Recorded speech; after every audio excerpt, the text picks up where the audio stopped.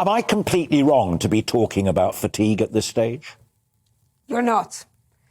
I think if the Chris Rock, Will Smith incident had happened the day after the invasion, nobody would have paid any attention to it. Now it's getting enormous attention simply because people are looking for a change in the news. And it's terrible that the Ukrainians are essentially the victims of this. But it's also human nature. We focus on something for a while, then we move on.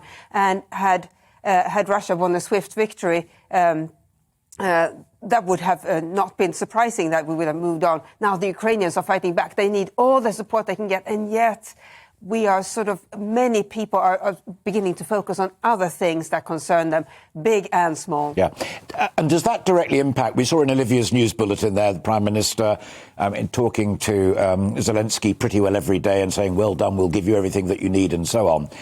If political sympathy, empathy declines, and it's barely on the front pages today, does that impact upon the political and the diplomatic process to bring a peace? I mean, don't forget, this war has actually been running for 8 years, 14,000 people already killed.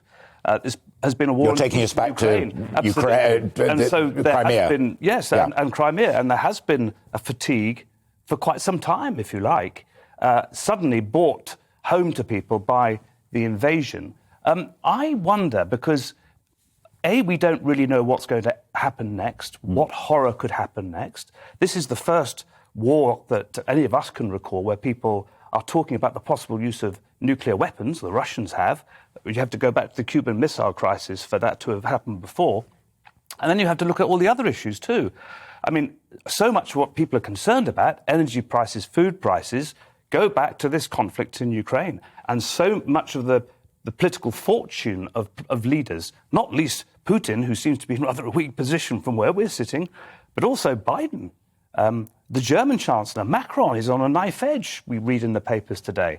So all of this is feeding into them. They all need a solution, and pretty quick, I would say. Yeah.